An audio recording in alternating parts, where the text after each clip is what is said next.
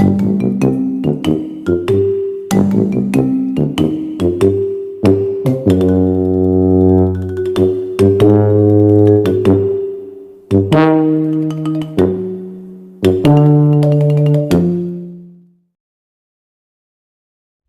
selamat pagi anak-anak. Apa kabarnya hari ini? Ya, hari ini masuk semua? Masuk. Ya, syukurlah semua tidak ada yang sakit, semuanya sekolah. Ada yang batuk? Ada yang pilek? Ada yang demam? Semuanya sehat ya. Syukurlah. Hari ini kita mau belajar tentang berpikir komputasional. Pasti ada yang bertanya, apa sih Pak berpikir komputasional itu? Nanti kita akan bahas.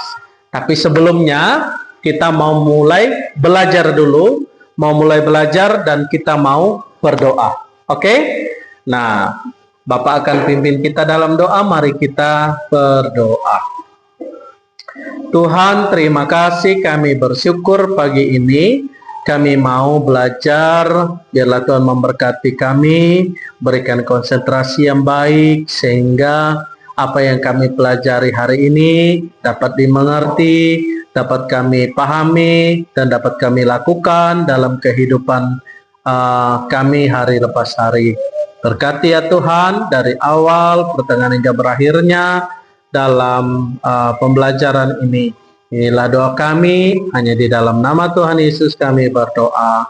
Amin. Nah, hari ini kita mau absen dulu.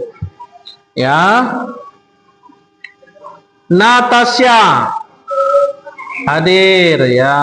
Christine Luta. Panji. Ya. Raya. Ya.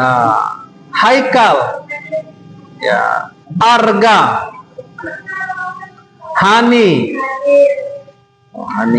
Lesti, Elina, Yanti, ya semuanya hadir ya.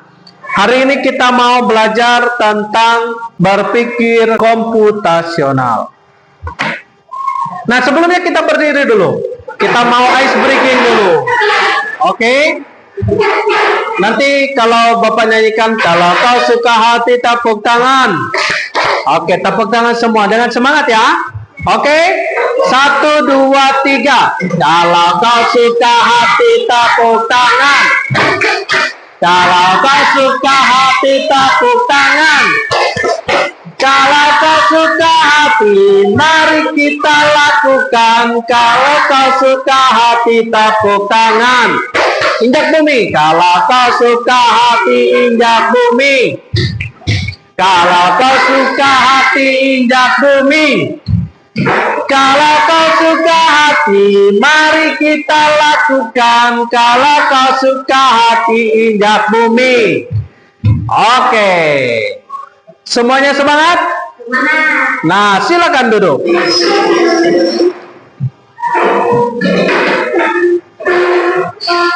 Oke, hari ini kita mau belajar tentang konsep berpikir komputasional. Pasti ada yang bertanya, Pak, apa sih berpikir komputasional? Nah, berpikir komputasional berarti peserta didik memiliki kemampuan berpikir yang dapat menyelesaikan permasalahan sehari-hari dengan menggunakan teknik ilmu komputer. Nah, gimana sih Pak? Kami kan belum bisa main komputer. Gimana kami bisa menyelesaikan masalah dengan teknik komputer? Nanti kita pelajari. Oke? Nah, berpikir komputasional juga dapat diartikan dengan pemecahan masalah dengan solusi menggunakan konsep dasar dalam informatika. Dengan demikian, berpikir komputasional merupakan kemampuan menyusun solusi masalah secara logis dan sistematis sehingga dapat diproses oleh manusia maupun komputer. Nah, abad 21, keterampilan berpikir komputasional berperan penting dalam kehidupan sehari-hari dan semakin dibutuhkan di era abad 21. Nah, kompetensi ini berkaitan erat dengan konsep 4C. Apa itu tadi? Konsep 4C. Yang pertama, critical thinking.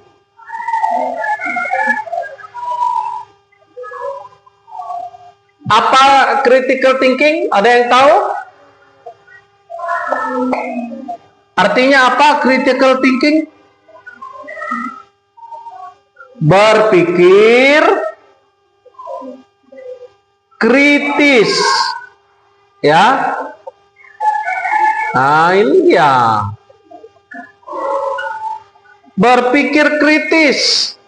Artinya berpikir kritis itu begini. Kalian selalu bertanya, kenapa sih ini? Kenapa sih itu? Loh kok bisa? Nah, ini contoh. 1 ditambah 1 sama dengan 2. Kenapa bisa 1 tambah 1 dengan 2? 1 tambah 1 sama dengan 2. Kenapa? Nah, kalian tanya itu. Kalian harus berpikir, kenapa sih 1 tambah 1 sama dengan 2? Kenapa? Karena ini adalah ilmu pasti. Ya. Oh begitu, ternyata 1 tambah 1 itu sama dengan 2. Itu namanya berpikir kritis. Kalian selalu bertanya. Yang kedua, creativity. Apa itu creativity? Apa sih artinya ini? Apa artinya?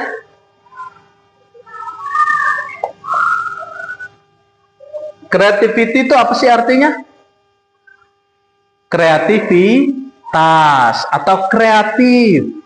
Kalian bisa membuat sesuatu hal yang kreatif dalam hidup kalian untuk kalian bisa menyelesaikan masalah. Terus apa? Selanjutnya communication, ya. Yang ketiga, communication. Apa communication? Artinya apa?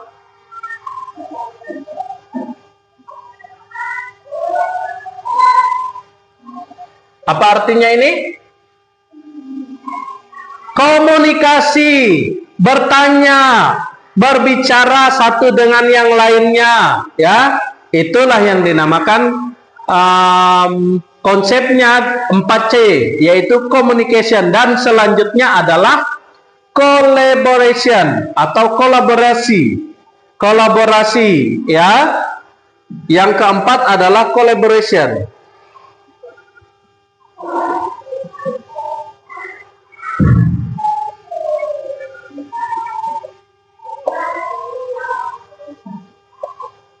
Kolaborasi ini artinya bekerja sama satu dengan yang lainnya.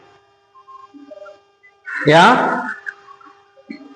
Nah, prinsip berpikir komputasional mencakup namanya dekomposisi, pengenalan pola, abstraksi, dan berpikir algoritma. Ada 4 juga prinsipnya. Keempat prinsip ini kemudian akan dijelaskan dan diuraikan dengan penggunaan aktivitas untuk mempermudah pengenalan dengan prinsip berpikir komputasional tersebut.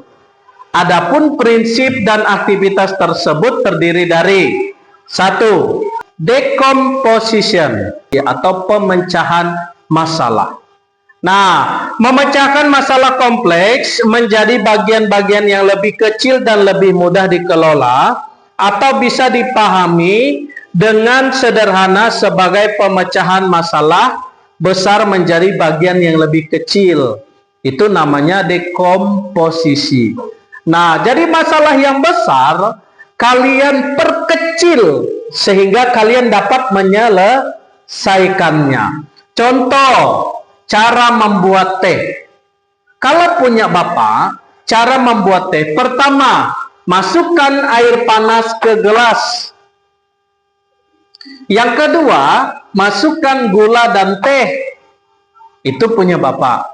Yang ketiga, diaduk merata. Yang keempat, sajikan teh yang sudah jadi. Itu punya Bapak pikirannya. Ya, kalau punya kalian bagaimana? Ya, apa yang pertama? membuat teh? Gimana? Masukkan tehnya, betul, boleh. Terus masukkan air panasnya, boleh.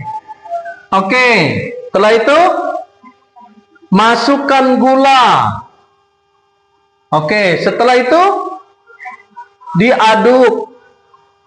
Setelah itu disajikan. Ya, boleh juga. Itu yang dinamakan pemecahan masalah dari yang besar sampai yang kecil. Ada juga yang punya permasalahannya begini. Ternyata dia tidak punya air panas. Dia tidak punya termos di rumahnya. Jadi pertama yang harus dilakukan apa? Memasak air panas. Nah, dipatekap ndoh. Kompor kuah. Kan?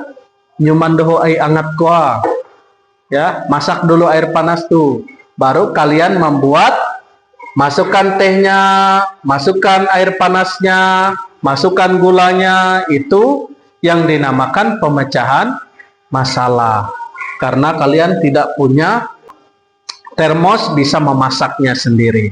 Nah, selanjutnya ada yang namanya pattern recognition atau pengenalan pola. Ya, pengenalan pola berarti mengidentifikasi kesamaan atau pola dalam berbagai permasalahan untuk menemukan solusi yang dapat diterapkan kembali, atau dengan kata lain adalah menemukan pola yang bisa digunakan kembali. Contoh 1, 2, 3, 4, 5, 6, 7. Selanjutnya apa? 8. Selanjutnya 9. Selanjutnya 10. Ya, selanjutnya 11. Inilah yang dinamakan pola. Ya. Nah, ada juga ya 2, 4, 6. Selanjutnya berapa? 8. Selanjutnya 10. Selanjutnya 11. Oh, 12. Oke, selanjutnya 15. 14. Kenapa tidak 15?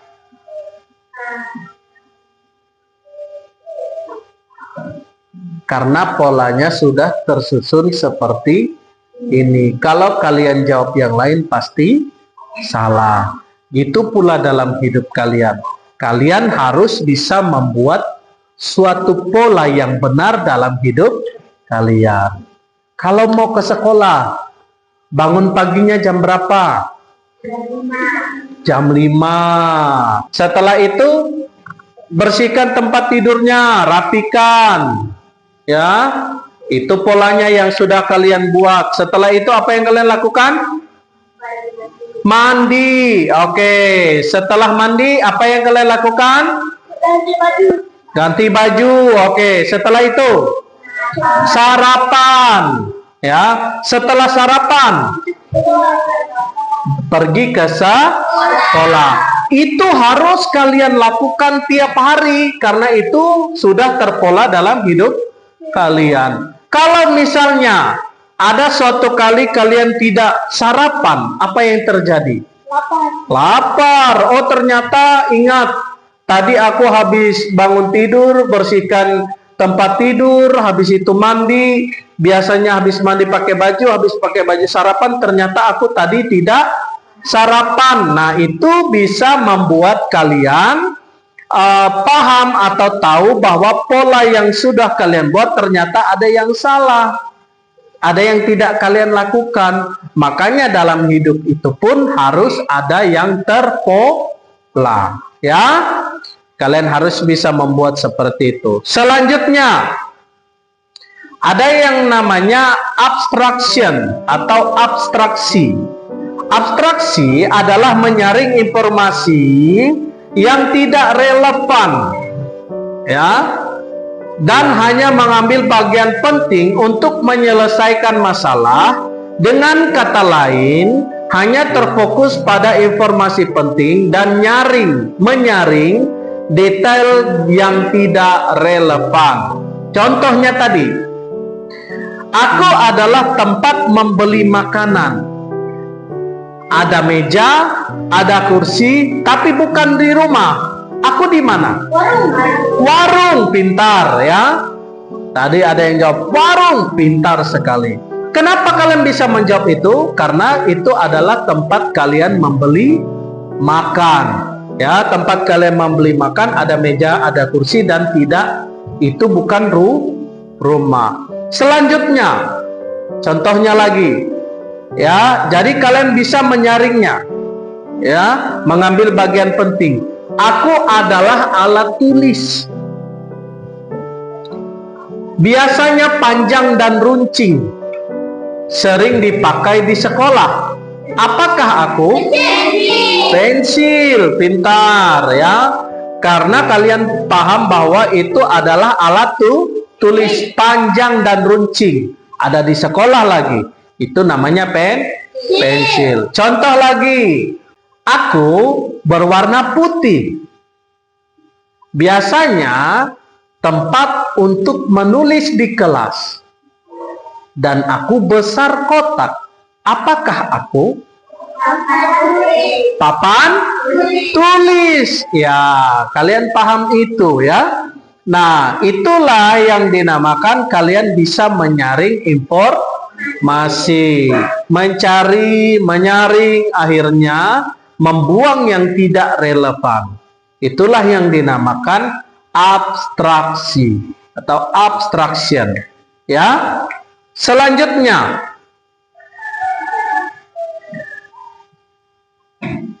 yaitu adalah algorithmic thinking atau berpikir algoritma. Ya, berpikir algoritmik yaitu menyusun langkah-langkah instruksi ataupun prosedur yang sistematis untuk menyelesaikan suatu masalah. Nah, algoritma ini terus berkembang. Algoritma ini caranya terus berkembang, tidak hanya di situ-situ saja. Contoh tadi, membuat teh. Kalau punya Bapak, masukkan air panas ke gelas, masukkan gula, diaduk merata, dan sajikan teh yang sudah jadi. Tapi punya si Lesti, masukkan teh dulu, bukan air panas dulu. Ya, setelah itu masukkan air panas. Punya Bapak baru masukkan gula. Nah, itu yang namanya algoritma, terus berkembang. Satu artinya kalian tidak bisa merubah itu sendiri, tapi itu berkembang secara tersendiri. Itulah yang dinamakan berpikir algoritmik. Nah, peta pikirannya atau mind map-nya, teknik visual untuk mengorganisir informasi, ide ataupun konsep dengan terstruktur dan mudah dipahami.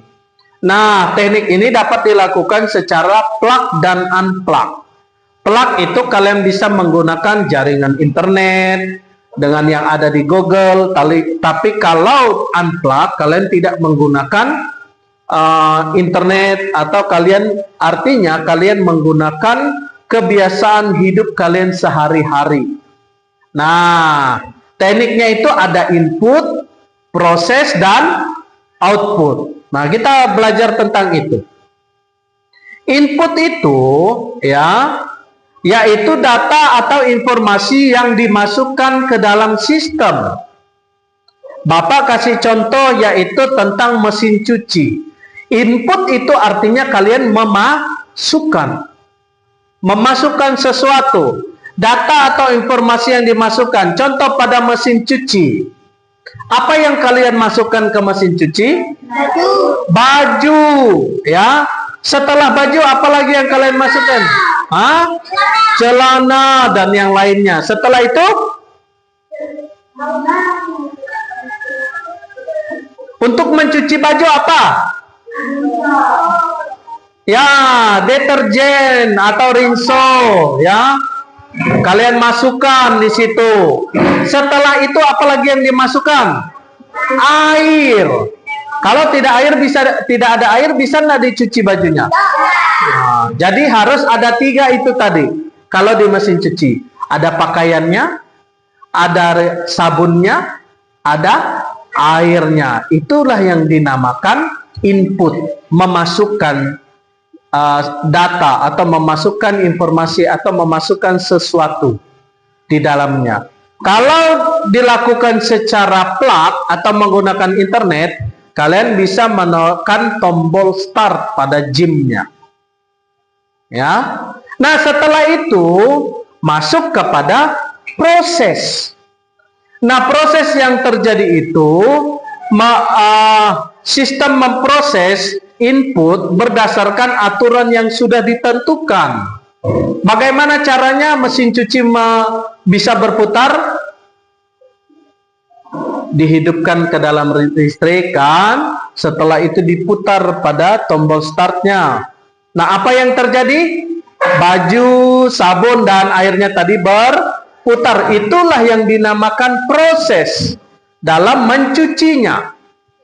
Ya, dia terus berputar untuk mencucinya. Ya, diaduk, dan di situ bisa membilas. Itulah prosesnya. Membilas baju dan menghilangkan sisa sabunnya. Setelah itu dikeringkan. Nah, kalau dalam plug, aplikasi program menjalankan perintah. Misalnya karakter berjalan ke kanan. Nah, setelah itu, setelah di-input, ada proses. Setelah itu apa? Output atau luaran. Nah, output itu adalah hasil akhir setelah proses dijalankan. Output itu adalah hasil akhir setelah proses dijalankan. Hasilnya apa? Dari mesin cuci tadi hasilnya apa?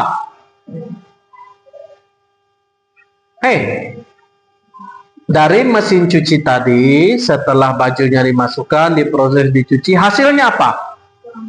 Baju menjadi wangi, baju menjadi bersih, dijemur, setelah itu bisa digunakan kembali. Ada bajunya yang tidak dicuci? Ada yang mau pakai baju kotor? Nah, baju yang sudah bersih itu tadilah, itu yang dinamakan output. Ya, hasilnya baju bersih dan cukup kering. Nah, kalau di dalam plug, karakter diaplikasikan bergerak sesuai perintah.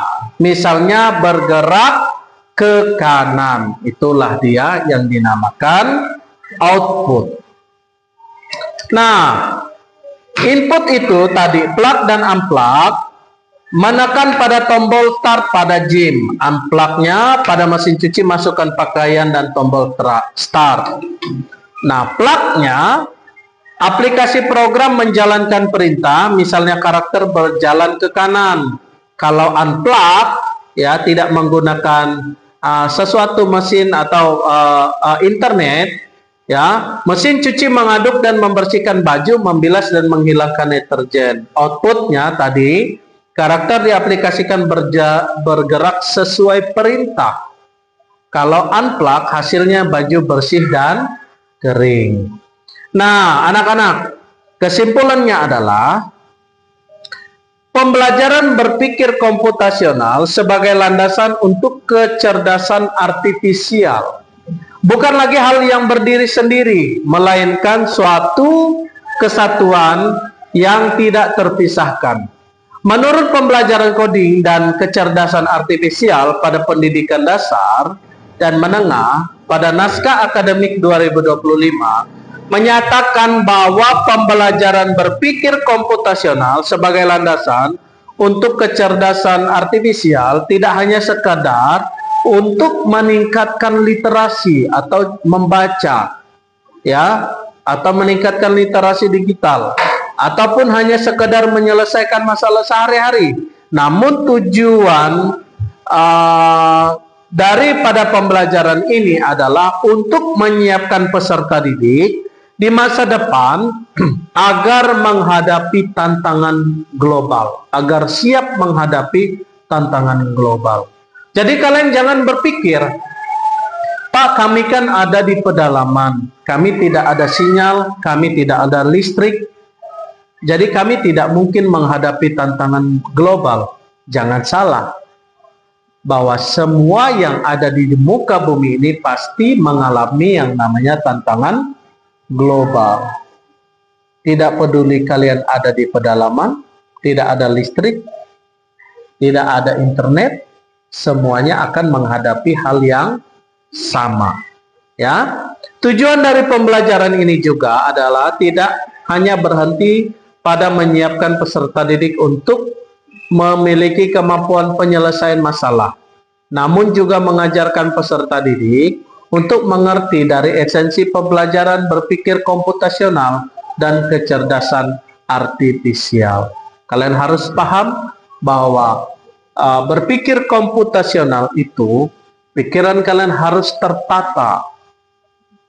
Ada kritik di dalamnya, kreatif di dalamnya, ada komunikasi dan ada kolaborasi. Ya, setelah itu kalian harus mempelajari segala sesuatu dengan cara tertata. Kalau hidup kalian sudah tertata, seperti yang sudah Bapak kasih contoh tadi, bagaimana kalian mau berangkat sekolah, kalian bangun tidur, kalian bersihkan tempat tidur, kalian mandi, pakai baju, setelah itu sarapan dan pergi ke sekolah. Kalau itu kalian lakukan dengan tertata, dan pada suatu saat kalian tidak melakukan satu saja dari yang lainnya, maka kalian akan tahu di mana salahnya. Mengerti? Kalian akan tahu di mana salahnya. Nah, terkadang kalau hidupnya tidak teratur, salahnya pun tidak tahu. Ya kan? Karena tidak tahu, hidupnya tidak teratur, maka hidup harus teratur. Hiduplah harus lebih terarah dan teratur. Oke? Nah, sudah memahami apa itu berpikir komputasional? Nah, sekarang berdiri lagi. Kita tepuk tangan lagi, nyanyi lagi. Oke. Kalau kau suka hati, tepuk tangan. Kalau kau suka hati, tepuk tangan. Kalau kau suka hati, mari kita lakukan. Kalau kau suka hati, tepuk tangan. Kalau kau suka hati, injak bumi. Kalau kau suka hati, injak bumi. Kalau kau suka hati, mari kita lakukan. Kalau kau suka hati, injak bumi. Oke, silakan duduk. Nah, pembelajaran kita tentang berpikir komputasional hari ini sudah selesai. Semoga ini dapat menjadi pelajaran yang penting bagi kalian. Dan jangan lupa kalian terapkan dalam kehidupan kalian. Kalian tetap terus belajar. Oke? Oke? Nah, sebelum kita kembali, mari kita bersatu di dalam doa. Bapak akan pimpin kita dalam doa. Tuhan Yesus, terima kasih, kami bersyukur hari ini kami sudah belajar tentang cara berpikir komputasional. Biarlah Tuhan memberkati kami, bahkan setiap anak-anak yang belajar hari ini dapat mengerti, memahami, dan dapat melakukan dalam kehidupan mereka. Dapat mereka terapkan dalam hidup mereka, untuk mereka bisa berpikir kritis, mereka hidup dalam kekreatifan, mereka bisa hidup berkomunikasi satu dengan yang lainnya dan berkolaborasi, bekerja sama satu dengan yang lainnya. Kami percaya Tuhan dapat menolong setiap anak-anak ini sehingga mereka memahami dan melakukan dalam kehidupan mereka. Dan kami akan kembali ke rumah kami masing-masing. Jaga, lindungi, jauhkan dari segala mara bahaya. Ini doa kami hanya di dalam nama Tuhan Yesus. Haleluya. Amin. Selamat pagi.